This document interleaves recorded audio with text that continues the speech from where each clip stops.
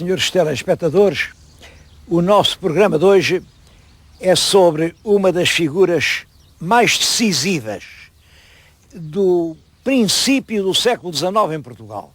É, de certo modo, o homem que mais importância tem na mudança do antigo regime, da monarquia absoluta, para o regime novo, da monarquia liberal. Devo dizer que é um homem que anda muito esquecido, muito esquecido. O Duque de Palmela.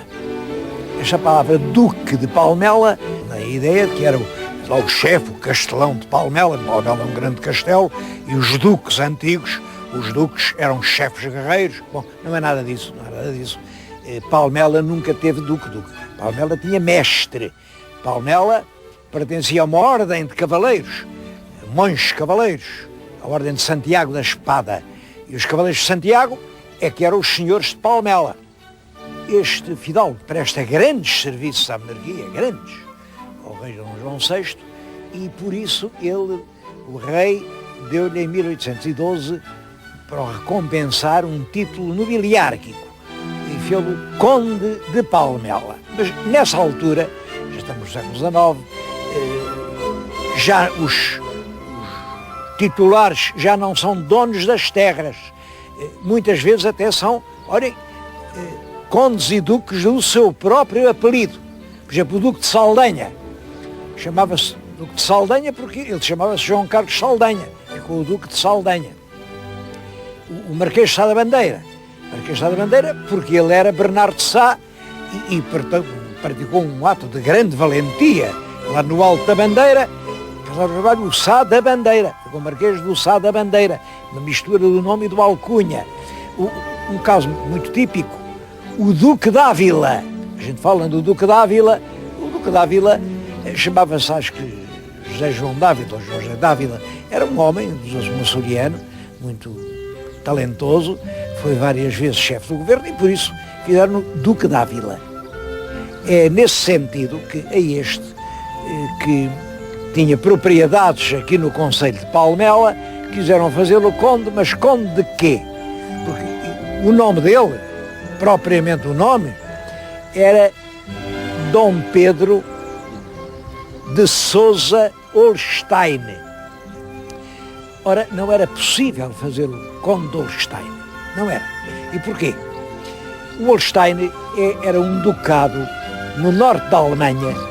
A Alemanha, antes da unificação de 1870, estava dividida em muitos pequenos estados, estados soberanos, ducados, condados, principados, reinos, como o reino da Baviera, e cada um tinha a sua família reinante. E um desses ducados, havia dois ducados ao norte da Alemanha, ligados com a Dinamarca, que eram os ducados de Schleswig e de Holstein. Ora bem, um diplomata português que andou por lá, que era uma figura brilhante, que era aqui, era Sousa, era um Sousa, mas dos Sousas do Calhariz. O Calhariz, estou a falar do Calhariz. O Calhariz é aqui uma vasta região na Península de Setúbal. Isto é um principado do Calhariz. Os Sousas do Calhariz, donos disto tudo, um fidalgo que anda por lá e que casou com uma princesa dessa casa dos duques de Holstein. Portanto, os filhos passaram a ser Sousa, lá do pai, e Holstein.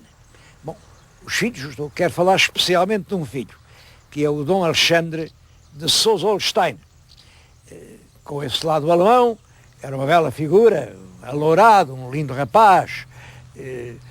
Vivia, é claro, o pai veio para Lisboa, portanto ele viveu em Lisboa, embora com uma educação estrangeira, e arranjou uma menina de quem gostava muito, e eles namoravam-se, era para casar, quando acontece uma tragédia. Marquês de Pombal também tinha um filho para casar, era o segundo filho do Marquês.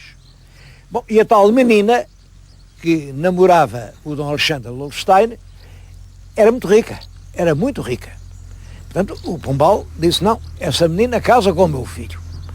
Devo dizer que a menina tinha 15 anos nessa altura, tinha 15 anos. E também o filho do Marquês também só tinha 14.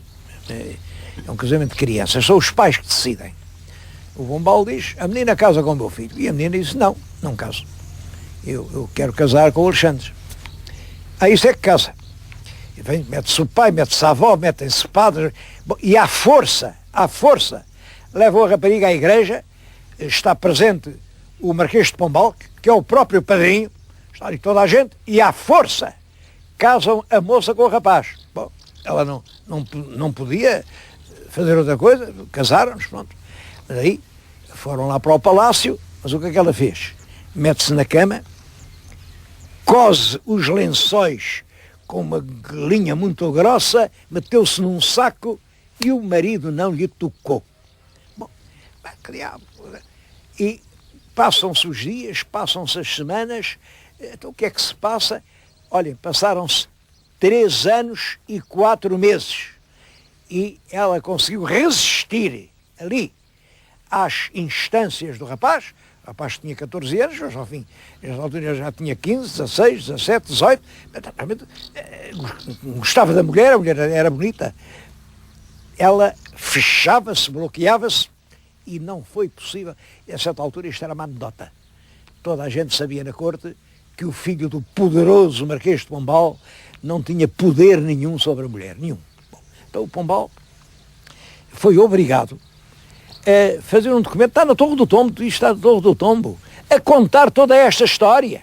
Até mete lá essa história de cozer os lençóis, conta tudo isso, e portanto pede ao Papa para anular o matrimónio, visto que eles não tinham chegado a matrimonializar coisa nenhuma. Bom, e o rapaz não podia ficar solteiro, o pai queria casar com outra herdeira e casou depois com uma távora. E portanto tinha que pedir que anulassem aquele casamento. Perguntaram ao rapaz, é verdade que o senhor nunca chegou a ser marido dela? É verdade. Perguntaram-lhe a ela e o Papa anulou, mas o Pombal furioso, isto é já em 1772, manda meter num convento em Évora, com ferrolhos nas janelas, com proibição de falar, fosse com quem fosse. Amanhã levava-lhe a comida, à tarde tirava-lhe a comida, e a rapariga esteve ali 5 anos, desde 72 a 77.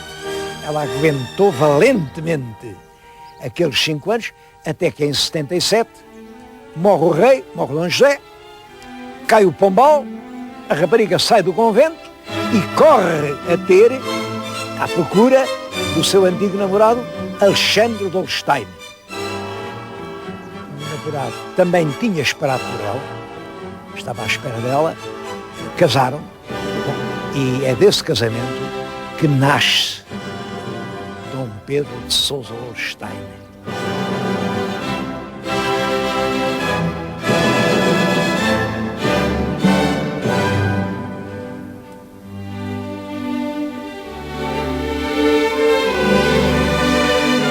O futuro Duque de Palmela nasceu em Turim. Turim era uma cidade real, no norte da Itália, porque, claro, era filho de embaixadores, e os embaixadores, como sabem, andam onde os colocam, numa terra, numa corte, noutra corte, enfim, e ele, portanto, nasce em Turim, acompanhou os pais, depois os pais puseram-no a estudar num colégio muito bom na Suíça, em Genebra, e estudou 6 anos em Genebra, ali aprendeu as línguas, aprendeu o latim, o grego, o inglês, o italiano, o francês, ele falava todas as línguas. Bom, depois, quando tinha 14 anos, os pais continuaram a ter cargos diplomáticos aqui e ali, mas como eram profundamente portugueses, acharam que o rapaz tinha que se formar em Coimbra. Ele, aos 14 anos, foi para Coimbra, foi um bom estudante. Entretanto, vinha muito à corte. Ele esteve por ali, até que, quando ele tem 21 anos, o pai dele era, nessa altura, embaixador em Roma.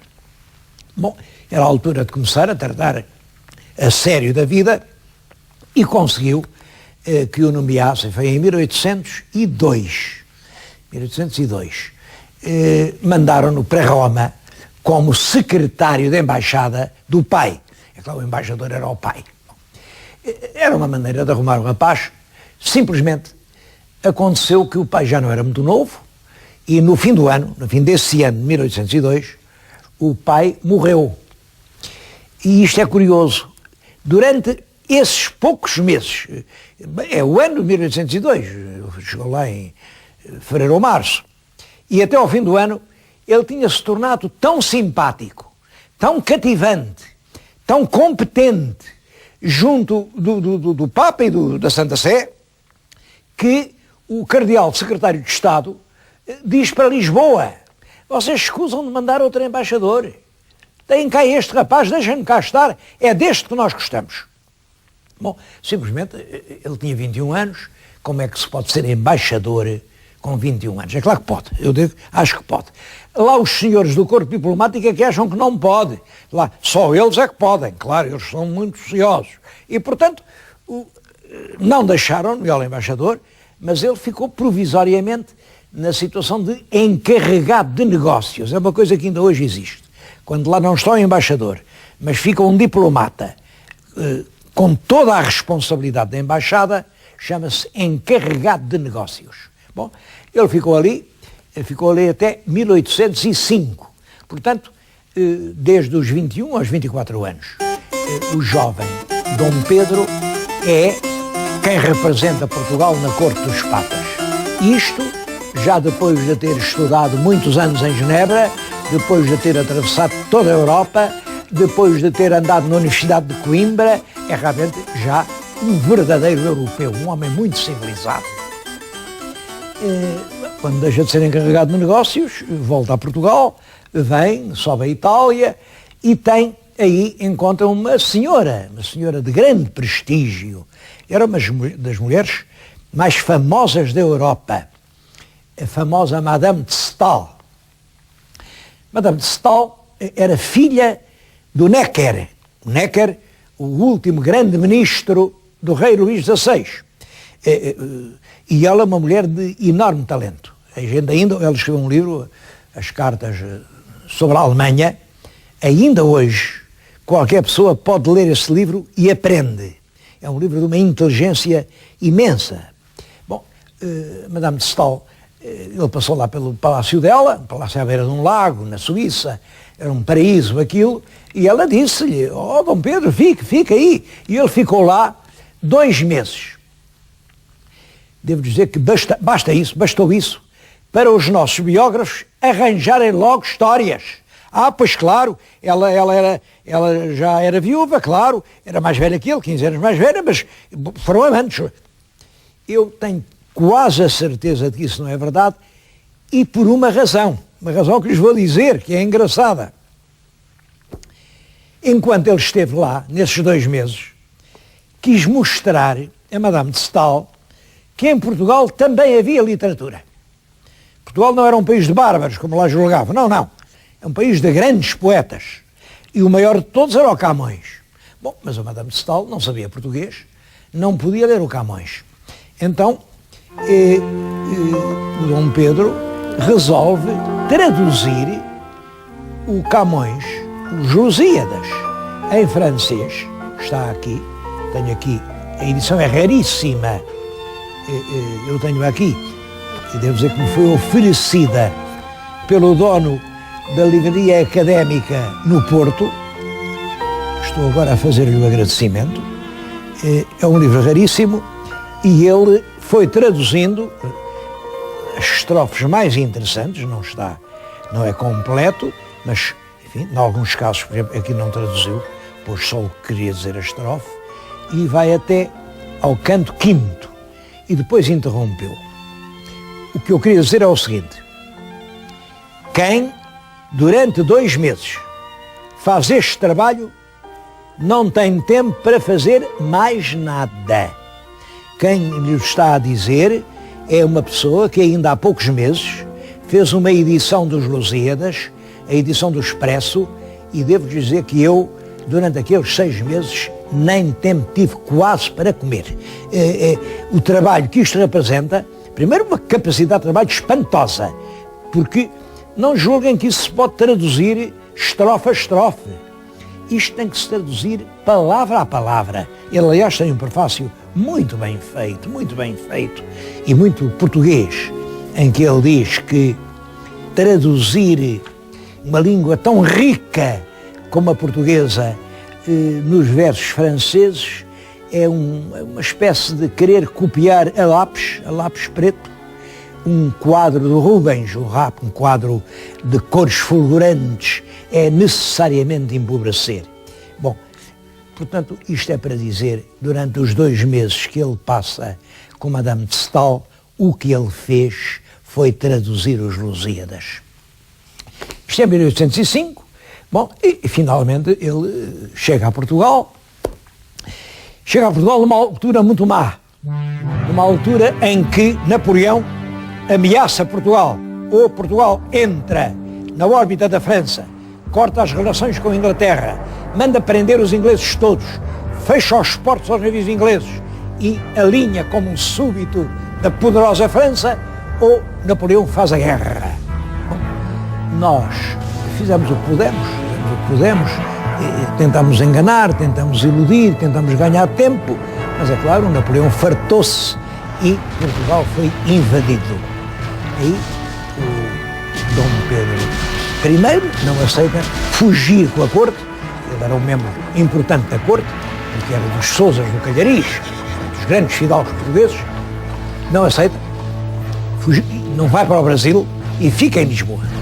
Mas em Lisboa, os militares vão se oferecer ao Junot e entram na região estrangeira. Ele não aceita oferecer-se ao Junot.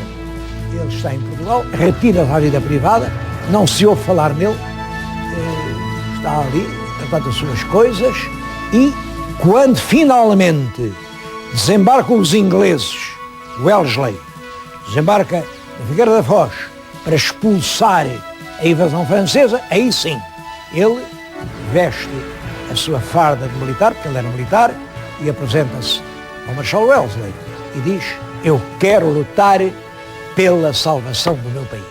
E entra então na vida militar.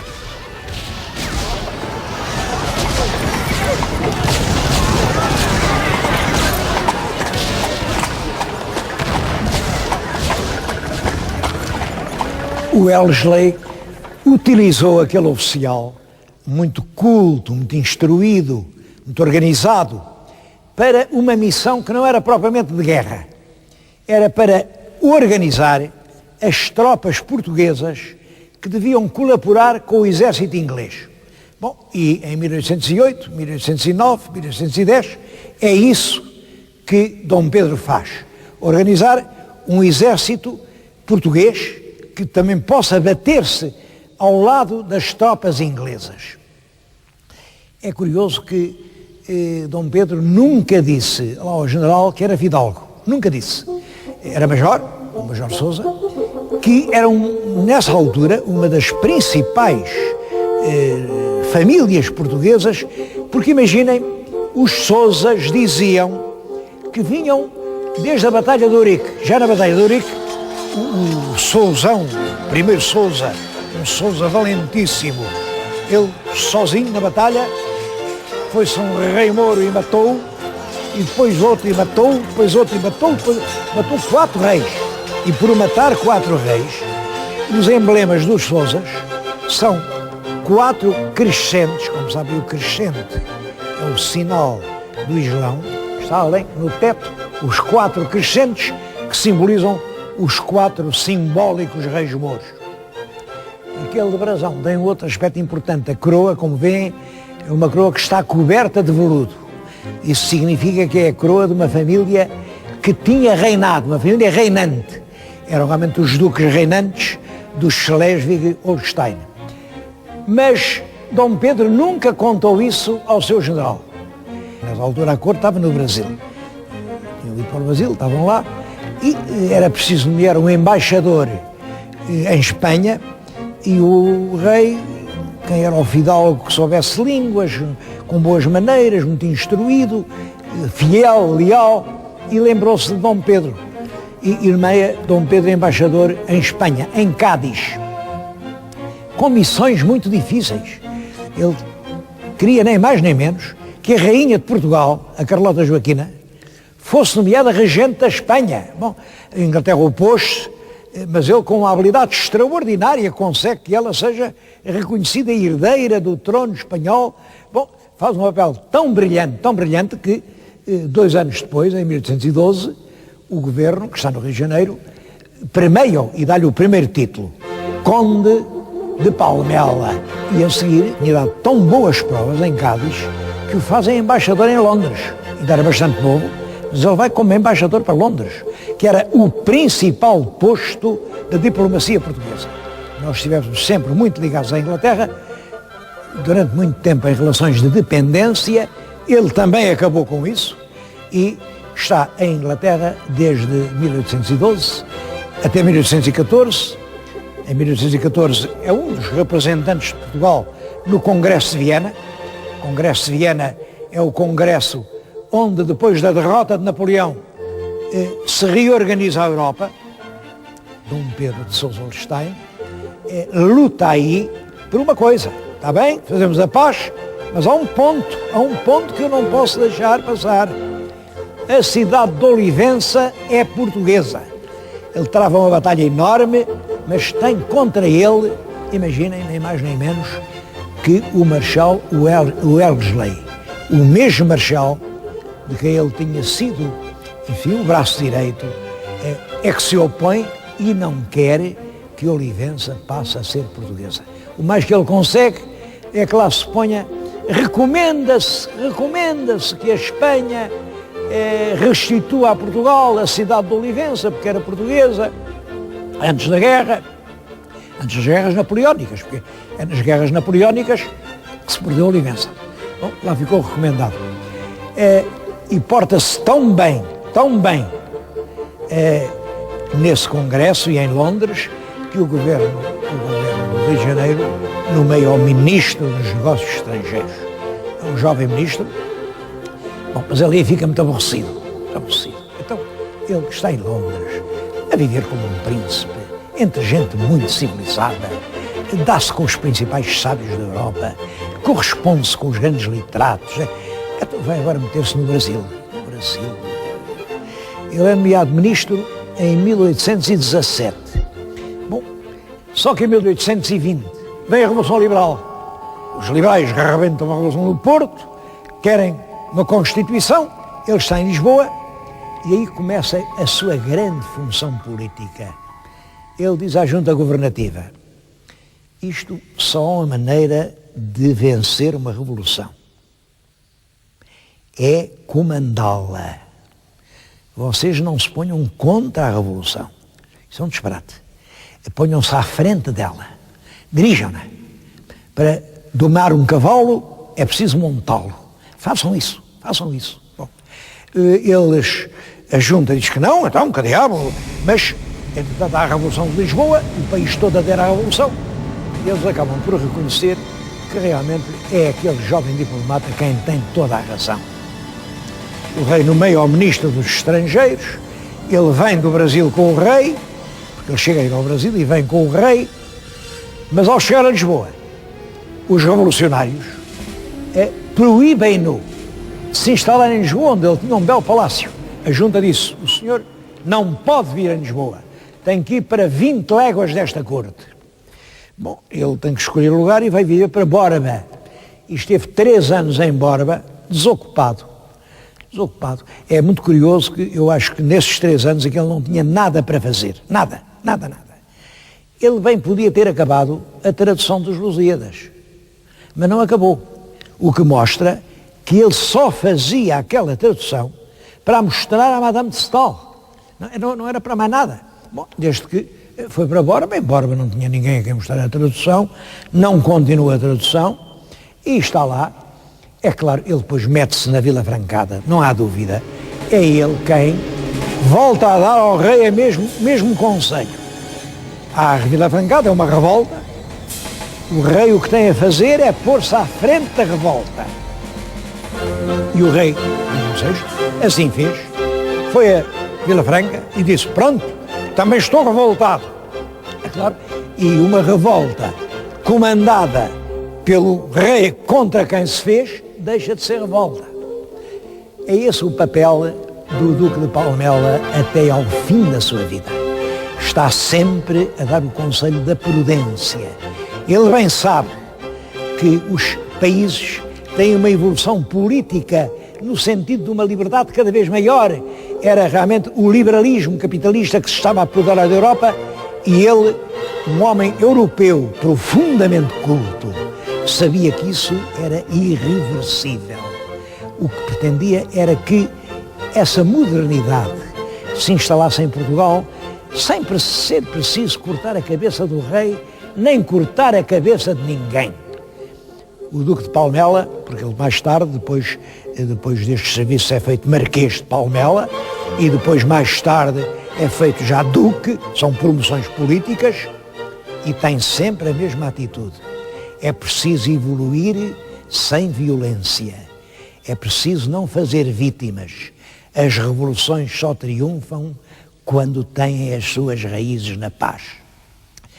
E por tudo isso, eu penso que o Duque de Palmela é um dos homens a quem a liberdade em Portugal deve mais nobres serviços.